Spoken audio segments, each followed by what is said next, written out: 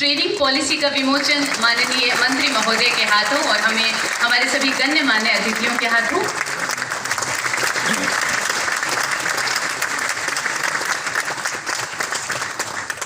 EPFO ने legal framework की परिकल्पना की। लिटिगेशन के मुख्य मुद्दों पर ध्यान केंद्रित करके समेकित, समन्वित और समयबद्ध तरीके से यह सुनिश्चित करना कि सिर्फ योग्य मामलों को ही लड़ा जाए। ईपीएफओ लीगल फ्रेमवर्क इसी दिशा में एक कदम है जो विभिन्न हितधारकों का मार्गदर्शक साबित होगा। प्रथम बार वैकल्पिक विवाद निवारण का प्रावधान किया गया है जो विवादों के सौहार्दपूर्ण समाधान के रास्ते उपलब्ध कराता है।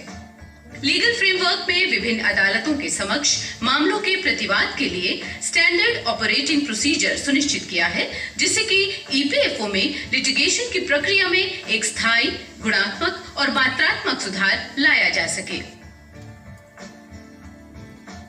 लीगल फ्रेमवर्क के माध्यम से अधिवक्ताओं के कार्यकलाप से जुड़े मामलों पर गुणात्मक काम करना आसान होगा। लिटिगेशन से निपटने और प्रबंधन को मजबूत करने के लिए ईपीएफओ भारत के प्रमुख कानूनी संस्थाओं के साथ व्यापक रूप से जुड़कर कार्य करेगा। लीगल फ्रेमवर्क ईपीएफओ के लिटिगेशन प्रबंधन को और सुदृढ़ करने का प्रयास है, जिससे ईपीएफओ न्यायिक प्रक्रियाओं में एक कुशल एवं उत्तरदायी प्रतिभागी बन सके।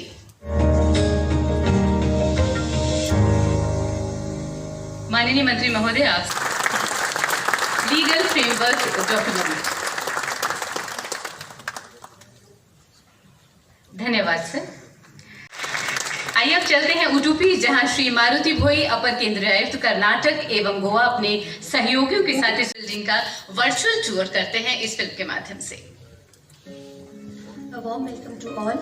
Bellary, known as the Steel City of Karnataka, is located amidst the mountains of iron and manganese with Fort Hill, which is the second largest monolithic hill in the world. Bellary is famous for world-famous temples and forts of Vijayanagar Empire at Hampi, which is a UNESCO World Heritage Site. Iron and steel factories and educational institutes are the major establishments under this office. This office was set up on 22nd November 1999 as sub-regional office for providing social security benefits to the workers and pensioners of Bellary, Koppal and Chitradurga districts of Karnataka state. 1,709 pensioners. This office has acquired a land for an area of 1 acre from the Bellary Urban Development Authority for construction of its own building. This building has a floor arrangement of ground plus 2 floors for a total built-up area of 1,462 square meter. It is equipped with features like LED installations, fully air-conditioned with VRF system, local area network and wide area network. Also, the green building codes are followed to save energy. The Access India scheme norms are followed to make easy access for the Divyangs.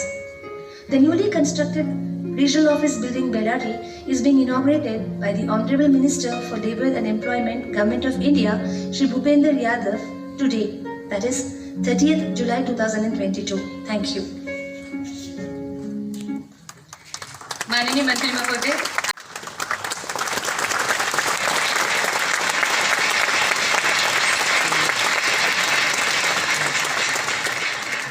Shri ji ramie अपर केंद्रीय आयुक्त अपनी team के साथ इस वक्त virtually हमारे साथ जुड़े हैं बेल्लारी से। श्री जी ramie. Good afternoon, Sunita. Thank you. I just want to say thank you to the Honorable Minister of Labour and Employment, Government of India, Shri Bhupender Yadav ji, for inaugurating this beautiful building of Regional Office, new building of Bellary. And I also want to extend my thanks to Sri G. Somasekaran Reddy, who is the member of Legislative Assembly of Bellary City, who have been kind enough to be participating in this occasion. Thank you so much. Back to you, Sunita. हमारे विभाग के सचिव श्री सुनील बर्थवाल जी, केंद्रीय भविष्य निधि संगठन की मुख्य आयुक्त श्रीमती नीलम शमी जी, केंद्रीय कर्मचारी भविष्य बीमा निगम के हमारे महानिदेशक श्री मुखमीत सिंह भाटिया जी, केंद्रीय न्यासी बोर्ड के सभी हमारे सदस्यगण, श्रम विभाग के हमारे अधिकारीगण और भविष्य निधि संगठन के सभी कर्मचारीगण और उपस्थित हमारे मीडिया के बंधुओं, मीडिया को थोड़ी पीछे जगह दी, यहाँ बैठाना चाहिए।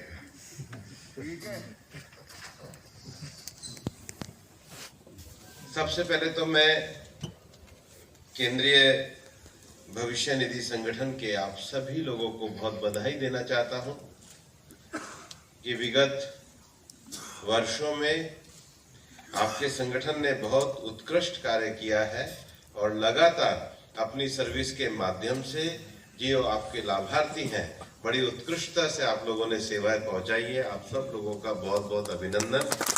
जिस प्रकार से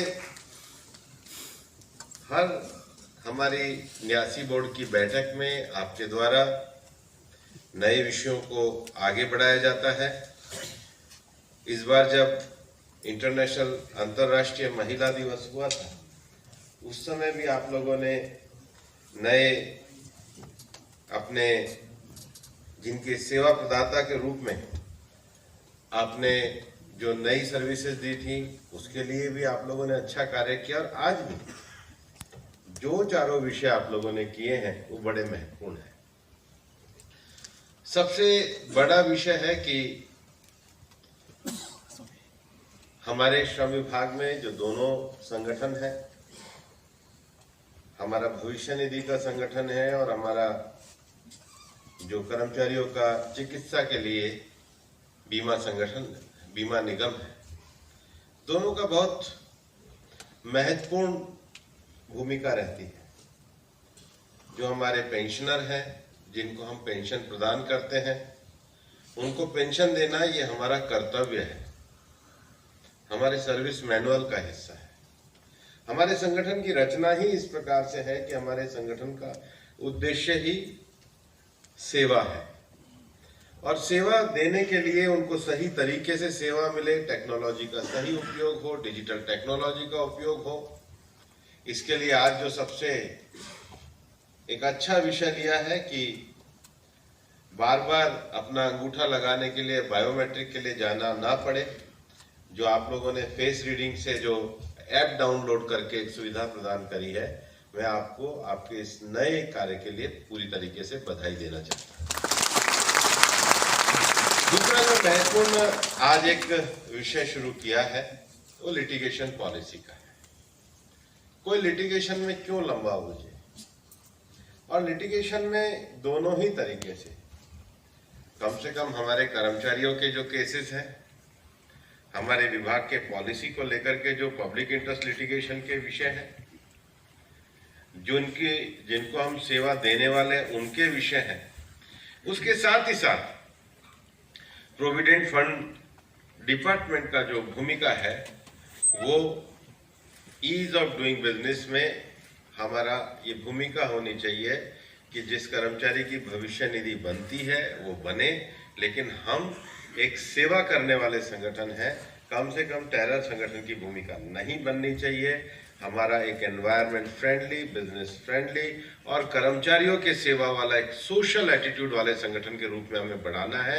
इसलिए जो अननेसेसरी लिटिगेशन है उसको के लिए हम एक लिटिगेशन पॉलिसी लेकर के आए हैं और बहुत तेजी के साथ, सक्षमता के साथ हमें अपनी सर्विस को इस प्रकार का बनाना होगा कि हम एक लिटिगेशन मुक्त ऑर्गेनाइजेशन बने। इस दिशा की तरफ हमको बढ़ना पड़ेगा और इस दिशा की तरफ बढ़ने के लिए जो तीसरा कार्यक्रम किया है ये मिशन कर्मयोगी का है। माननीय प्रधानमंत्री जी का ये बहुत बड़ा आह्वान हम लोगों को रहता है कि जिस काम को हम कर रहे हैं उसको कर्तव्य के रूप में करें। ये ठीक है कि आप सब लोग बहुत अच्छे शिक्षा संस्थानों से निकल करके केंद्रीय सरकार के द्वारा आयोजित परीक्षाओं को करके आप लोग चयनित हुए हो। आप अपनी योग्यता के आधार पर अपने संगठन की सेवा कर रहे हैं, लेकिन संगठन की सेवा करते करते, कार्य करते करते, नौकरी करते करते कभी कभी या तो मन में शिथिलता का भाव आ जाता है या मन में ये आ जाता है कि अब तो कौन हटाएगा, अब तो बैठे ही हुए हैं। लेकिन हम जो काम कर रहे हैं स्थायित्व के साथ कार्य कर रहे हैं, लेकिन ये काम किस प्रेरणा के लिए कर रहे हैं। तो सबसे पहले हमारा मोटिवेशन का विषय होना चाहिए। जैसे हम यहाँ पर बैठे सुनने के लिए हैं, रिकॉर्ड करने के लिए नहीं बैठे। हम यहाँ पर अपने मन में अंतःकरण में सेवा के विषय को लेने के लिए यहाँ पर बैठे हैं। के दृष्टि से हमको सोचना चाहिए और इसलिए मैं विभाग को बधाई देना चाहता हूँ कि उन्होंने मिशन कर्मयोगी का जो प्लान करा है वो हमारे भविष्य निधि के सभी लोगों के लिए किया है। और इसलिए मैं ये भी कहना चाहता हूँ, और आज मैंने केंद्रीय न्यासी बोर्ड की बैठक में भी तय किया है, हमारे ESIC के चीफ कमिश्नर बैठी हैं, हमारे ESIC के DG बैठे हैं, कि इसमें सबसे पहले जो मिशन कर्मयोगी होगा वो हमारे ACC जो है अधिकारी, सबसे पहले उनका होगा। तो जो टॉप 31 लोग हैं सबसे पहले उनका प्रशिक्षण होगा और उसमें मैं स्वयं उपस्थित रहूंगा। उसके बाद हम नीचे अपने इस विषय को लेकर के जाएंगे। और इसलिए मेरे DG SIC से ही बात हुई थी, मैंने कहा हमारे वहाँ पे भी जो RD है और जो हमारे मेडिकल कमिश्नर है पहले टॉप का होगा और फिर वही सब लोग इस संदेश को माननीय प्रधानमंत्री जी के मिशन कर्मयोगी के संदेश को लेकर के जाएंगे। और आजादी के अमृत महोत्सव में हमको पूरे विभाग की एक परिकल्पना को बदलना है, जिसमें लिटिगेशन कम हो, जिसमें जिनकी सर्विस दे रहे हैं उनके लिए फ्रेंडली वातावरण हो, जिसमें बिजनेस क्षेत्र के लिए भी एक प्रेरक भूमिका का काम हो, उनके लिए सप्लीमेंट करके अगर किसी से कोई गलतियां हो रही हैं तो उसको दूर करने का प्रयास करें। लेकिन भविष्य निधि में आने वाले सब लोगों के लिए भविष्य निधि संगठन की जो भूमिका है ये एक service friendly, user friendly, technology friendly, digitally competent ऐसे संगठन के रूप में हमको आगे बढ़ने की कल्पना करनी है। पर इसलिए अभी विभाग के नए हमारे भवनों का उद्घाटन हो रहा है, नए विषयों को संज्ञान में लाया जा रहा है, जिसके लिए मैं आपको बधाई देना चाहता हूं। इस समय पूरी दुनिया में कोविड-19 के बाद एक वर्ल्ड ऑफ वर्क का जो विषय है, पिछले दिनों जब ILO जेनेवा में हुआ था तब भी इस विषय को लिया गया था, कल परसों भी यहाँ पे ILO की कॉन्फ्रेंस हुई थी तब भी इस विषय को लिया गया था कि दुनिया में डिजिटलाइजेशन के कारण, टेक्नोलॉजी चेंज के कारण, सर्विस सेक्टर के बढ़ने के कारण, वर्क फ्रॉम होम के वातावरण के कारण, गिग वर्कर और प्लेटफॉर्म वर्कर जिस प्रकार से आ रहे हैं उसके कारण, अनऑर्गेनाइज सेक्टर में कर्मचारियों के जॉब्स के क्रिएशन के कारण एक नया दुनिया वर्ल्ड ऑफ वर्क की तरफ बढ़ रही है। और इसलिए जो सबसे उसका पहला विषय है वो एक बड़ा जो रोजगार पैदा हो रहा है वो इनफॉर्मल सेक्टर में होता है। तो इनफॉर्मल सेक्टर के लोगों को एक सोशल प्रोटेक्शन प्रदान करने के लिए सरकार प्रतिबद्ध है। यही कारण है कि हम जो 4 नए लेबर कोड लाए हैं उसमें जो सोशल सिक्योरिटी कोड है उसमें हमने व्यापक रूप से अनऑर्गेनाइज सेक्टर के लोगों को सोशल सिक्योरिटी देने के लिए अपने आप को प्रस्तावित किया है। और इसलिए आपका भी जो प्रोविडेंट फंड ऑर्गेनाइजेशन है, इसकी भूमिका, इसके ग्राहकों की भूमिका, इसकी सेवा की भूमिका, इसकी संख्या में वृद्धि होने वाली है। उस कैपेसिटी के लिए हम लोगों को तैयार होना होगा भविष्य में सोशल सिक्योरिटी कोड के लिए और उसके प्रोटेक्शन के लिए जो माननीय प्रधानमंत्री जी की भी भावना है कि हम सोशल सिक्योरिटी कोड को सब लोगों को देने का काम करें। और ESIC ने तो अच्छा निर्णय लिया है। अभी हमारे 6.5 करोड़ EPFO में हमारे हैं 6.5 करोड़ के करीब और ESIC में हमारे 3 करोड़ 90 लाख हैं, लेकिन हमारे जो टोटल लाभार्थी हैं वो 12.5 करोड़ हैं। और इसलिए हमने ESIC और आयुष्मान योजना को जोड़ने का प्रस्ताव किया है ताकि देश में जो 160 अस्पताल हमारे ESIC के चलते हैं उसका विस्तार भविष्य में अनऑर्गेनाइज सेक्टर भी जब सोशल सिक्योरिटी कोड के माध्यम से आएगा तो उसको हम आगे बढ़ा सकें। दूसरा emergence of new category of worker है, जो मैंने पहले भी कहा है, गिग वर्कर, प्लेटफॉर्म वर्कर, भविष्य में उनकी भी सोशल सिक्योरिटी के लिए जो विषय है उसको लेकर के हम लोग काम कर रहे हैं। इस समय ऐसा माना जाता है जो अभी हमारे ई-श्रम पे रजिस्टर्ड हुए हैं लगभग 7 लाख हमारे गिग वर्कर और प्लेटफॉर्म वर्कर रजिस्टर्ड हुए हैं।